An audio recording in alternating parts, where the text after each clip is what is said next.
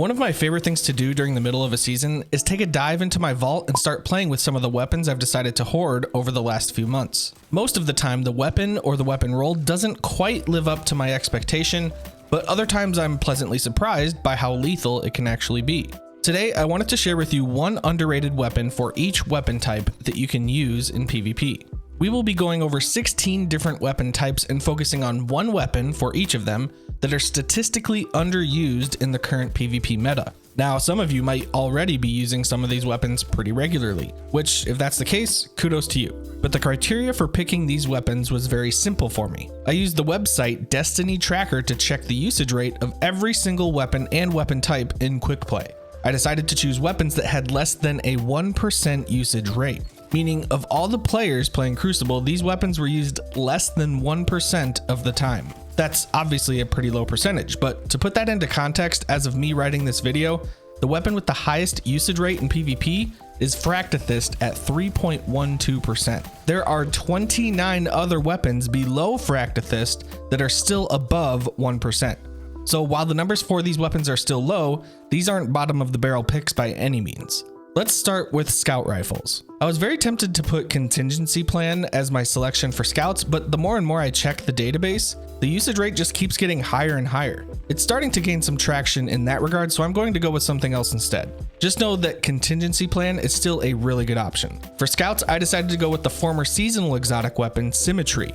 Symmetry is a rapid frame scout that intrinsically fires in full auto. It has a 0.93 second optimal time to kill and a body shot time to kill of 1.40 seconds. What's nice about Symmetry is that it has a crit percentage of 60%, which means you only need to hit 3 headshots and 2 body shots to get that optimal TTK. There's actually a lot to like about this weapon. It's got a recoil direction of 85, which is perfectly vertical because it ends in a value of 5. Its exotic function is dynamic charge and revolution. Essentially, every time you get a precision hit, it adds these stacks of dynamic charge on the side of your screen. When you switch to the alternate firing mode, revolution makes it so these arc projectiles do more damage and track to your targets. Symmetry at its core is a solid weapon, though having a slightly above average time to kill, it's a very forgiving weapon type with some pretty unique ways to find some additional kills. It's extremely fun to use and pairs well with popular kinetic special weapons like Fractithist and Reeswalker. We're going to take a big left turn and go right into grenade launchers. Now, as far as special ammo grenade launchers go,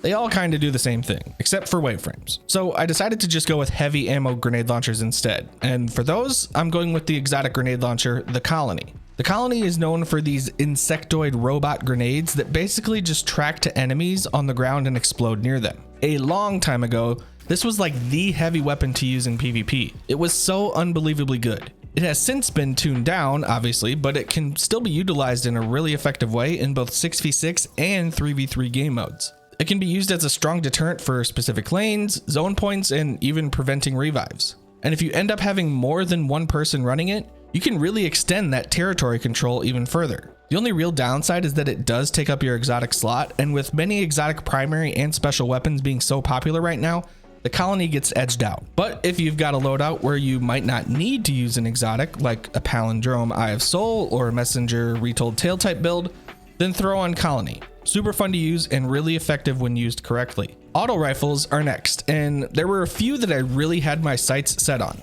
Right now, autos are actually in a pretty decent place with regards to lethality. Their TTK isn't super detrimental to the sandbox, and overall I think their range is pretty much in check. With that being said, I want to mention 2 autos that might be worth keeping your eye on. Suros Regime is the first. In a This Week at Bungie post a couple months ago, Bungie alluded to the idea that there were some exotics that were underperforming and underpowered in PvP. Suros Regime was amongst those that they specifically mentioned. They clearly stated that the change they were making to buff Suros was coming farther down the road, but definitely before Witch Queen. So keep your eyes on Suros. But the weapon I chose for auto rifles is this legendary kinetic auto rifle, Skaithlock. Skaithlock is a 600 RPM adaptive frame auto rifle with a 0.80 second optimal time to kill and a 1.30 second body shot time to kill. A couple things really attracted me to Skaithlock. The first is that it's in the kinetic slot and that it's a legendary. You can pair it with some really effective secondary weapons like Duality, Retold Tail, Main Ingredient, Adored. Another nice thing about Skaithlock is that it has a recoil direction of 60, which means if you put a counterbalance mod on it, you can bring that recoil direction up to 75, which means you'll get that perfectly vertical recoil. This is something that is very important on full auto weapons. The other thing I find very appealing about Scathelocke is its perk pool. There are a lot of great combinations here: Tunnel Vision Multi-Kill Clip, Heating Up Rampage, or even Threat Detector Eye of the Storm. Some really solid options here for sure. The only downside is that Scathelocke is a world loop drop, so there's no real way for you to farm for it, though to my knowledge you could spam some weapon parts at the gunsmith to test your luck there. Overall, Scathelocke is a solid weapon with great perk combos. Next, we've got rocket launchers. Initially, I thought it was going to be hard for me to find a rocket launcher since they all essentially do the same thing inside of PvP. But then I gazed upon an old friend named Deathbringer. Now, those of you who have used Deathbringer at all, let alone in PvP, know just how satisfying this weapon can be when getting a kill. In PvP especially, the potential for multiple kills is extremely high if you have a well-placed rocket. Now, for those who don't know about Deathbringer, it's a one-of-a-kind rocket to say the least. Deathbringer is a hold and release rocket, and every time you release, the rocket breaks off into smaller tracking orbs. These orbs will explode when they come into contact with an enemy. However, the farther those tracking orbs fall, the more damage they do. So if you're playing Control and you've got a somewhat open map, you can toss a shot of Deathbringer over one of the capture points and just watch the kill feed light up with your name. Like I said, it's a very satisfying weapon to use if you use it correctly. Highly recommend Deathbringer if you're looking for some clips. Next, let's go over SMGs. This was a difficult one for me. There were quite a few SMGs that I considered to be really effective in PvP. We obviously have the likes of Shayura's Wrath and Multimach, which are both crowd favorites. But then we have a slew of others that I would consider to be in the C to B tier range of effectiveness. They're not fantastic, but they're still really good when used in situations where they should use an SMG. So for this video, I chose the Ikelos SMG. The Ikelos is an aggressive frame 720 RPM submachine gun that has an optimal time to kill of 0.67 seconds and a body shot time to kill of 1 second. And while those numbers are very fast for the current sandbox, you do have to hit 100% headshots in order to achieve that optimal TTK. So there's little room for error in that regard. But what I really like about the Ikelos SMG is that it's the only SMG in the game that can roll with the magazine perk, Seraph Rounds. Seraph Rounds is special in that it gives a better range benefit than accurized rounds, even though it doesn't display it in game, and it combines the benefits of armor piercing, high caliber, and ricochet rounds, giving you all three of those benefits. It's a very loaded perk and almost a necessity when using the Ikelos SMG. Add on top of that perk combos like Threat Detector Demolitionist or Dynamic Sway Reduction Tap the Trigger, you're looking at a really solid dueling weapon for about 20 meters on in. It pairs very well with snipers and is very effective on an appropriate map. I'm really excited about this next one because as I was testing out other weapons for this weapon type, I was having a difficult time finding one that wasn't quote unquote popular and that was still not complete cheeks to use. The next weapon type is sidearms, and I'm talking about the legendary precision frame, Lonesome. I like Lonesome for a lot of different reasons, and a couple of the reasons have to do with an update that is slated for December of 2021. In this update, Bungie noted that deep within the Code of Destiny, sidearms and fusions aren't technically hit scan weapons, despite Bungie saying numerous times that they were. After lots of testing by a bunch of really smart people, it was found to, in fact, not be true. In the December 2021 update, fusions and sidearms will now be hit scan weapons, which should make them feel just a teeny bit more crispy. Another reason I'm really liking Lonesome also has to do with something coming in that December update. To help cater to more gamers with physical limitations, Bungie is adding a mod to everyone's inventory called Full Auto Retrofit, which is going to enable full auto for any legendary hand cannon, sidearm, scout rifle, and pulse rifle. And for Lonesome, a single fire sidearm, having full auto is really going to benefit it. I'm not entirely sure how it's going to work since you can actually get the perk full auto on the weapon itself, but regardless, I highly recommend full auto on Lonesome. Otherwise, in the next column, you've got some options. Kill Clip, Multi-Kill Clip, Swashbuckler, and Demolitionist really stick out for me. But honestly, all the options are fine. Lonesome has a TTK of 0.70 seconds and a body shot TTK of 1.17 seconds. 3 crits and 1 body shot will get you that optimal TTK, totaling 4 shots. And with Kill Clip active, you end up doing 75 to the head. The optimal TTK goes down to 0.47 seconds and only requires 3 total shots, with 2 of them needing to be headshots to achieve that TTK. In sixes, it's a very fun weapon to use, especially if you can start chaining those kills together. Lonesome is a nice anti-shotgun option to help combat those shotgun warriors in PvP. Speaking of fusions earlier, let's move on to an underrated PvP fusion rifle, the Telesto. Let's move on to an underrated PvP fusion rifle, the Null Composure. With main ingredient, Cartesian coordinate, and even plug 1 getting a bunch of the fusion rifle spotlight, Null Composure is just quietly sitting in the back with a sneaky good PvP perk combo. Heating up in high impact reserves has some really solid synergy. Again, if you can chain kills together to activate heating up and its stability / recoil buff, you're looking at an absolute beaming machine. Null Composure has the highest base handling stat of any fusion rifle in the game, and has a recoil direction of 55, which, yes, does actually matter on fusion rifles. With fusions, you want as many bolts to hit the center mass of your opponent as you can. With recoil directions that go to either the left or the right, you've got to make sure you account for that whenever you're shooting the weapon. With the perfect recoil direction ending in a 5, you don't have to worry about that horizontal recoil, and like I mentioned earlier, fusions are actually becoming hit scan weapons with the update in December. So if you're watching this after December 2021, fusions no longer have travel time to their target. For real, give Null Composure a shot. Most of you should be able to get it fairly easily since it was recently a seasonal pinnacle weapon. Now, to be honest, the next weapon I actually had a ton of fun getting footage for.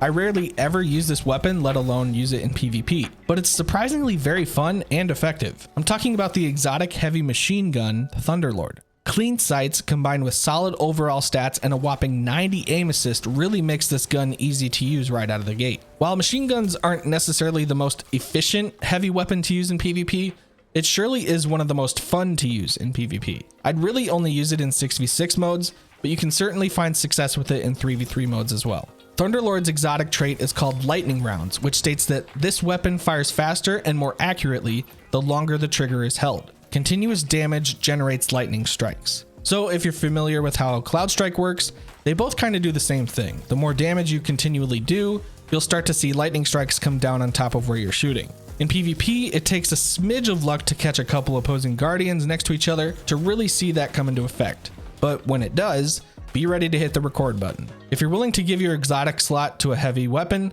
give Thunderlord a try. If you've enjoyed the video so far or found it helpful in any way, please consider leaving a like. And if you want to see more videos similar to this where I go over the best weapon in each weapon type, then make sure to hit the subscribe button so you can catch some of those. Moving on to shotguns, we've got one of the most underrated weapons in the entirety of this video today, in my opinion. With how strong slug shotguns are, I'm surprised this weapon hasn't seen more usage in PvP. I'm talking about the energy shotgun Sojourner's Tale. Sojourner's Tale comes in as a precision frame slug shotgun that you can obtain from focusing umbral engrams at the engram decoder in the helm. If you hover over the Season of the Splicer logo and scroll down to where you see the shotgun silhouette, you can focus your umbrals with the help of decrypted data. There are two things that really attract me to Sojourner's Tale.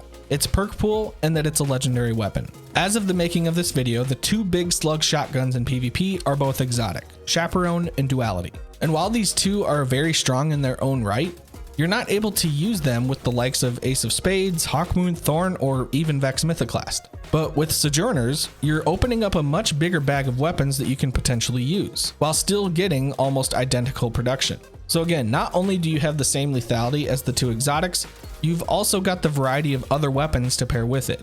And to put the cherry on top, the perk pool is quite nice for this as well. I would say the go-to perk combination for this is going to be Quick Draw Opening Shot, but I could also argue that something like Threat Detector Killing Wind might be just as viable, depending on what the other barrel and magazine perks are. If you're all set on range, go for some handling perks.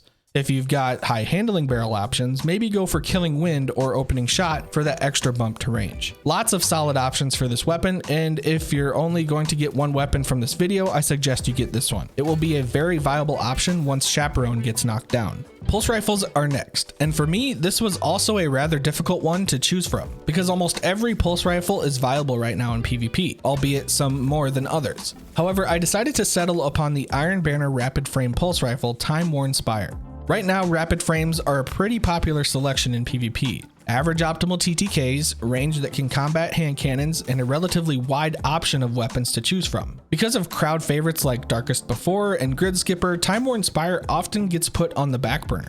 Now, is that partially due to the fact that there is no guaranteed chance at obtaining the weapon other than throwing your Iron Banner tokens at Lord Saladin? Maybe. But what really attracts me to Time Worn Spire over the others is that you can change the scope and zoom of the weapon. For example, if you can get Red Dot Micro to roll on the weapon, It adds a full 5 meters onto the effective range, plus whatever the statistical values are whenever you equip it. All of that just for increasing the zoom by 2 points. Massive gains in my book. Add on top of that the ability to roll high caliber rounds and perk combos like Quick Draw Rampage, Moving Target Vorpal, and Slideways Iron Grip. You can come out with a really solid dueling weapon for this meta. It will compete with hand cannons at range, you can quickly burst down enemies at close range, and it has a very forgiving crit percentage at only 78%. If you can please the RNG gods enough, give Time Worn Spire a try. Very solid PvP option. I'm going to apologize in advance for this one, as I will be the first to admit that I am not a bow aficionado like some people are in this community. However, I did make sure to consult with someone who has over 18,000 kills in PvP with bows. So I think I managed to tilt the scales back in my favor a little bit for this one. Thanks, Choni. Wolf Tone Draw is going to be the bow of choice here. Now, one of the things that attracted me to Wolf Tone Draw is its perk pool, and more specifically, the newer perks. In particular, I'm talking about Impulse Amplifier and Harmony, in that not only does it increase the projectile of your arrow, making it reach its target faster, but you also benefit from the reloading portion of it as well. The plus 10 to reload actually affects the knocking speed each time you reload an arrow into your bow, making the time between shots just a little bit faster. But what I'm really intrigued in is the second column perk, Harmony, which gives us a 20% damage increase after getting a kill with another weapon. Right now, one of the trendy things to do in PvP is bow hot swapping, where you usually prime your target with a shot from a bow, then immediately hot swap to a 120 hand cannon so you can kill them with a body shot. Now, if you can continuously chain Harmony after getting that cleanup kill with a 120 hand cannon, you could be looking at an insane uptime for that 20% damage increase. You can get Wolf Tone Draw from decrypting Umbral engrams at the engram decoder in the helm. Thanks again to Choni for the input. The next weapon may be the least underrated weapon of the bunch today, if that makes sense. But in the grand scheme of the game, it sees little usage, and that is the exotic projectile sword, Black Talon. At a past point in time, Black Talon was seen much more frequently than it currently is. Back when spare rations and mindbenders were hot, Black Talon was a very common selection for its 3-peak ability and that it was a projectile one-hit kill. One thing that separates Black Talon from any other projectile sword is that you can actually activate it in mid-air. So not only can you run around and use it like normal, but if you want to create those extra aerial angles, you can do so. The reason I think it's taken a hit in usage lately is because there are so many other exotic options in PvP that are more viable and that get used more frequently. Still, Black Talon is unchanged and a very solid option for PvP. While we're on heavy weapons, let's just knock out the last of the bunch, linear fusion rifles. I'm not going to include any of the 2 special weapons since, well, there's only 2. So I'm just going to stick with the heavy weapon options, and the linear that I chose is the Tarantula. With a perfectly vertical recoil, an incredibly high base range stat compared to other linears, and a perk pool that can really enhance the utility of this weapon's performance, Tarantula is a really nice asset come heavy round. It one-shots to the head and can put down most supers, and you get anywhere from 5 to 6 in the magazine whenever you pick up heavy ammo for it. That's potentially 5 to 6 kills if you're able to capitalize on it. Low-key, this is one of my favorite finds when making this video. Very fun to use. Speaking of very fun to use, let's talk about trace rifles. Now, you gotta admit, trace rifles are probably the coolest weapon to use in Destiny. I mean, we're literally shooting lasers out of our weapon. The only bad thing is that there aren't many to choose from, and there aren't even any legendary options, which I hope changes in the future sometime. But the one I've found to be the most fun in PvP is the Prometheus lens. Though I will throw a disclaimer and say that you need to get the catalyst for this weapon. It will dramatically increase the stability and handling of this weapon, and you can definitely feel its effect. The exotic trait for this weapon is Flame Refraction, which basically refills your magazine from your reserves whenever you get a kill with the weapon. This becomes extremely efficient in PvP, leading to some really cool opportunities for multi-kills without reloading. To cap it off, if you haven't tried Prometheus Lens and Momentum Control, just try. You won't be disappointed. The penultimate weapon for today's video is yet another diamond in the rough. Often overshadowed by its peers, the legendary sniper rifle Shepherd's Watch comes in as a kinetic adaptive frame sniper rifle that can be acquired from the world loot pool. What makes Shepherd's Watch so unique is its perk combinations. If you want, you can still get the strong combination of Snapshot Moving Target, but you can also get the likes of Snapshot Tunnel Vision, which, if procced, can be a headshot magnet in PvP. The only slight downside to Shepherd's Watch in comparison to its other adaptive frame members is that the zoom is slightly higher and the aim assistance is slightly lower. And since you can't put any adept mods on it like Eye of Soul, or equip it with something like Ace or Thorn, many people tend to overlook it. If you end up getting a solid roll on Shepherd's Watch, I really suggest sticking it out for a couple games because